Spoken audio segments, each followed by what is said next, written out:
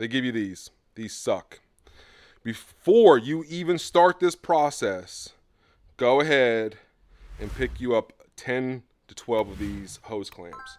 You do not want this little hose clamp coming loose and then that blowing off antifreeze in your face when you're riding the bike. Spend the money before you do anything. Pick up some good hose clamps. Not these. These are garbage. Getting those in was a pain in the butt. I would say definitely do some lubrication. Tank made a joke about that. I said sometimes you're gonna have to spit on it. What's up, guys, and welcome back to the channel. Early morning, got the coffee with me. Bro Tank is heading this way to help me install this rad kit. This has been a highly requested video by you guys. A lot of people have been in the comments, in the DMs, comments of other videos. Hey, when's this video coming out? I think his name was Cody. Like I said, man, I'm trying to get these videos out as quickly as possible. This entire video has taken longer than expected. Anyway, bro's here. We're gonna snatch this old rad kit off and put a new one on. Let's go. Kind of go through some tips and tricks, kind of help you guys do this install. It's actually not that bad. I just wish I would have known some of these things prior to starting. First tip is wherever you plan on doing this, you don't finish it, just make sure you're in an area where you can get the bike under cover or get it inside for the night, so you're not doing it out in East Bumble and then trying to push it back home. But think about wherever you're gonna do it, make sure that you are able to capture the antifreeze somewhere, because it's gonna make a mess everywhere. Wear clothes that you don't care about, you're gonna smell like antifreeze. So that's tip number one. Tip number two is basically pulling this off, disconnecting this hose, letting the antifreeze run out, pulling out the stock radiator right here. That's simple. The next thing is want to run your lines. They give you all the lines and everything. You do need to cut some of these lines, I believe, but that's pretty simple. Run your lines. Try to use as much of the stock lines as possible so that it had some of the bends already. That's not really difficult. Just take your time. Now, here's the thing. They give you, this is probably my biggest tip. They give you these. These suck. Before you even start this process, go ahead and pick you up 10 to 12 of these hose clamps. You do not want this little hose clamp coming loose and then that blowing off antifreeze in your face when you're riding the bike. Or not even, blowing off here, maybe blowing off down there. You're weakening because of hose clamps. Spend the money before you do anything. Pick you up some good hose clamps. Not these. These are garbage. Now, some people might like these. Actually need a special tool to get these tightened. This is just a screwdriver. So if you're out on the trail, Canams run orange antifreeze. You can't mix colors with antifreeze. Otherwise, from my understanding, it will gum up. You have two options. Option number one, you drain every drop of antifreeze out of your bike. Make sure you get all of it out, and then maybe even run a green antifreeze. That will work. It's just that you need to make sure that you get all the antifreeze out. I was nervous because of that, and so what I did was I bought the CanAm antifreeze, which is $10 a quart. The bike takes, I want to say like 2.5, maybe 3 quarts. So like I spent 40, 50 bucks on antifreeze because half of it spilled out. When you're burping it, you're gonna lose antifreeze there. What I would advise you to do is just go pick you up some of this. Am I pronouncing that correctly, guys? Zurex Valvoline antifreeze. This is orange. It's already diluted. I would say pick up one of those because A, that's 12 bucks compared to $10 or $12 a quart. So A, that's gonna save you money. B, if you did not get all of the orange out, it's going to mix. I've already topped mine off with it, and I've topped my wife's Outlander off with the Valvoline orange and have had no issues. So that's good to know. So if I was you, again, you pick whatever route you want to go, but I would personally buy that. So when we go on road trips, I bring that with me. Some of the bros are running the orange, some of them are running the green. Both of my bikes are running orange. So if you're running orange, I can save you. If you aren't, I can't help you. I'm sorry, but I bring that because I know it will mix with the factory antifreeze. It's probably coming from the same place, probably, but hey, I didn't want to risk it in the beginning, but then I was like, at $10 a quart or more, basically a quart of the Canam antifreeze is going to cost you what that's costing you. So just a word of advice, get that first, get the clamps. So now, after you wired everything up, you're going to have to cut your horn. If you can see, it's literally impossible to see that I cut it. I'm down here. You can see that it's cut. I guess it almost looks like the hose is just coming out. So you can't see. If you're worried about it like me, you can't see that it was cut. No, I cut as little as possible, but just enough. I did have to cut that multiple times because I cut small and then went from there. The outline that they give you is pretty much what you're gonna need to cut. I try to cut a little bit below that, but then the horn still wouldn't sit right. Again, you're gonna have to cut the horn, but you can't see it. So that was my biggest thing, is I did leave this side piece on so that even though I cut it out in the middle, it still looks like it's one piece.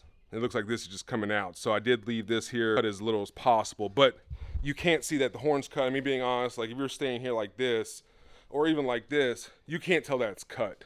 And that was my biggest concern when I was cutting it, is that you'd be able to see this. But the Rad kit is obviously gonna cover most of that. So that's another tip I wish I would've known. This bike was maybe a month or two old, and I'm already cutting up a brand new Can-Am that was, you know, very expensive. So that kind of worried me, but you're gonna have to cut the horn, run the hoses, got your clamps, you're good to go.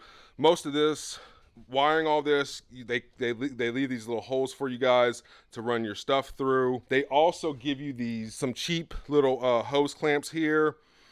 They give you these guys.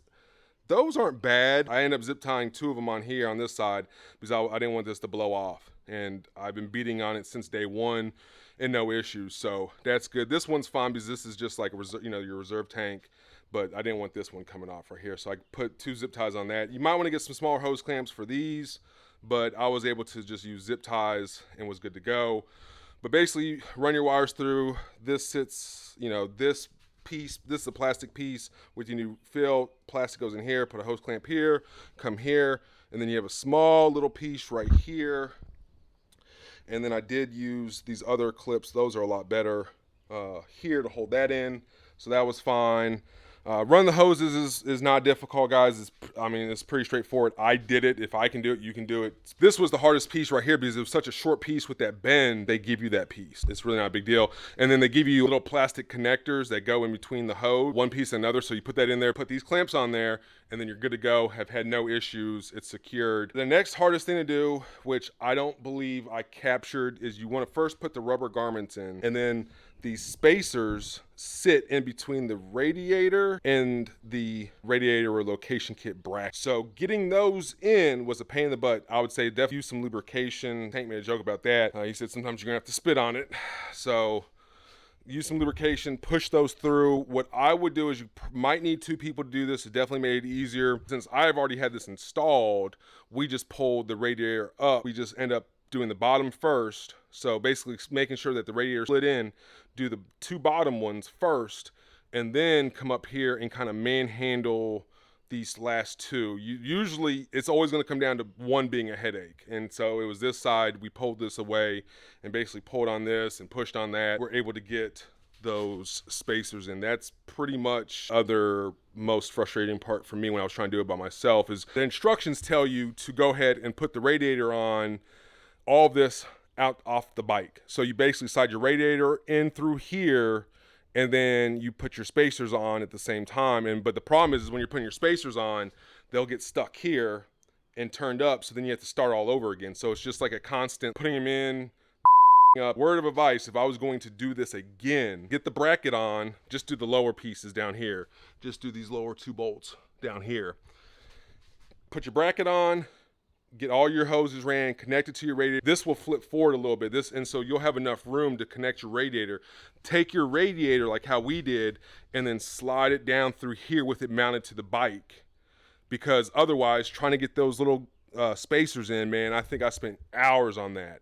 I had my wife finally come out and help me, and then it just needed another pair of hands. And so by doing that, it was so much easier because you could slide the radiator down through here, do your bottom spacers, get those in, and then sort of manhandle these top ones, and you'll be done. I've looked at tons of different radiator relocation kits, and to be honest, this one was the best looking one for me, especially with going with the custom plate. Plateau Fab makes one that looks mean. A lot of people run the Wild Boar, which I don't want to bore on mine because we're in Arkansas, so the Razorbacks, Hogs, and I'm not a Razorback or a Hog fan really, so I didn't really want that on my bike. Also, everyone and their mother has it, and I wanted to be a little bit different. I felt like this was the cleanest look. Now, obviously, if I got another radiator relocation kit, it would have a bumper over the lights to protect that. That's not a bad idea.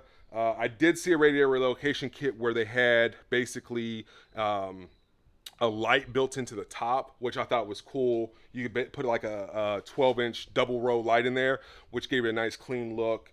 And so that was cool. But overall, those are like my tips and tricks, guys, on how to get these things installed. First of all, the instructions suck. But essentially what you want to do is you want to drain the antifreeze off where the little pump is. Pull out your stock OEM radiator. Run your hose, which all those are pretty simple. But the gotchas are mounting the spacers. Also, I didn't know, I couldn't get it to fit, and you have to cut the horn. So by cutting the horn, that's going to give you the clearance that you're going to need to get everything to sit properly down. So I didn't really know that. I went to the forums, guy was like, yeah, you got to cut the horn. I was like, okay, I found it in the instructions, because the instructions are for, you know, thousands, 850s, 570. You're going through the page and then it'll say, oh, for 1,000 in small print, you need to do this. Or for 850, you need to do this. And for 1,000, don't do this. This is only for, so the instructions are made for all bikes, which I get from a manufacturer standpoint. That makes sense that they would do it for all bikes, but it's just like, oh, I wish it was, you know, I don't read instructions, so that's, I would definitely say read the instructions multiple times before you even start this process. Cover off. All right. Radiator, and you got these 4, and then you got 2 on the sides. 1, 2, 3, 4, and then you got 2 on the back. And also, if you're doing this, you want to do it somewhere where you don't mind getting coolant, because it's gonna make a mess. So there's 2 U-bolts nuts on this side and the same on that side. So we're actually gonna take those off, and then there's something down here that locks it in to keep the rad kit from shaking. There's basically, this is a U-bolt, so it goes underneath the bumper and then comes up through here, and you put 2 bolts on it there, and then that holds that down. And then you have this. Now there's a hole that's already through the bumper on these XMRs. So this long basically screw goes through, and there's a nut on the other end, and so that keeps this entire rad kit from bouncing up and down. So if you see yours flopping up and down, it's because you probably lost the bottom screw and nut, and that's what's causing it to flop up and down. This is just going to hold it up here.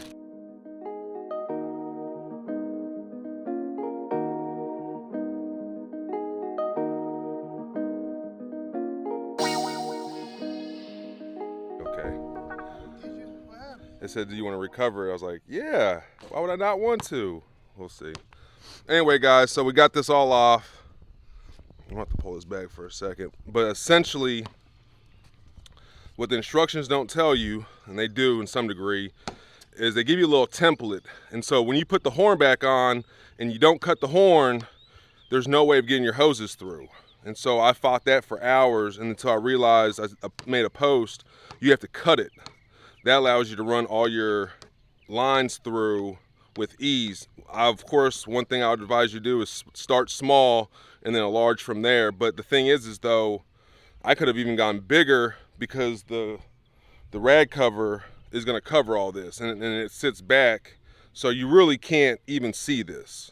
So even if you decide to go a little bit bigger, you'd be fine. But that's really the trick of getting this thing installed, is when you run your lines. Running lines is easy. To give you little plastic pieces to connect all your hoses down by your rad. But this is the trick right there, is to cut this, and then your horn will actually go down. Because if you don't cut the horn, you try and put the horn down, the horn won't clip down, which then of course this won't clip down. Of course the rad kit won't clip down. And so that's the trick, is essentially just to cut this hole. Like I said, start small, you can always make it bigger, and then you'll be good to go. Don't pressure wash your radiator close, because you'll see all the fins are all jammed up. So probably need a new one, huh? We're gonna go ahead, pull the new one out of the box, slip this in. This was actually a better idea, instead of disconnecting everything like I thought we were gonna have to do. If you are installing it for the first time, you do basically, running the hoses is pretty simple. You wanna, so right here, that's where it is. You disconnect that, let that drain out from there. You're still gonna have excess in the radiator, but then run your hoses up, and you can see where I ran them up through there. That was the easy part. They give you connectors. Go ahead and go to the hardware store before you start this, and buy you about 10 to 15 of these clamps. They give you the other clamps, the cheap clamps. Those are garbage. It's gonna cause it to blow out, especially right here.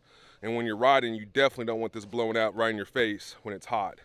So go ahead, word of advice, before you start this process, buy you these hose clamps. You need probably, I'd buy about 10 to 12 of them, because I think they only give you 2. So you definitely need those. And then the main thing is you definitely need, that's tip 1, definitely need those. Cut the horn is tip 2. And I think I had to disconnect my power line. I think I was able to use the old one. But we're gonna go ahead and throw the new one on. But I figured since I had it off, I'll give you guys a little tips. If I think of anything else, I'll add that now. So let's get back to work.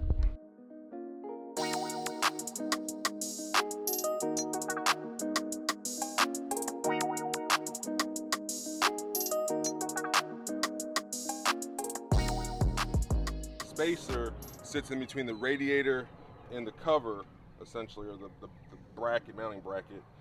And so what we did was actually, this is the most where you probably need another set of hands.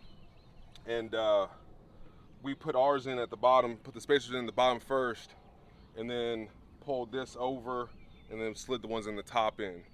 And I remember when I was putting this together, that was the most frustrating piece, doing it by myself, not being so handy. But now we got the camera on, so I'm sure, I don't know what footage we got, but we got something.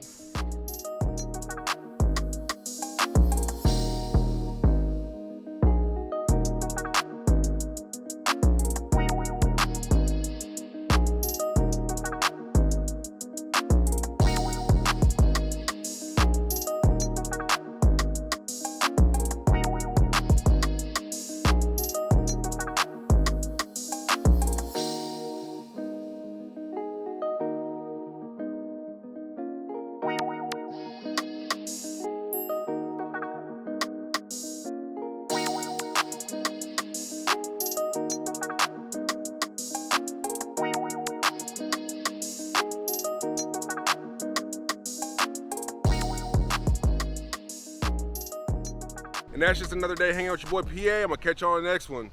Peace.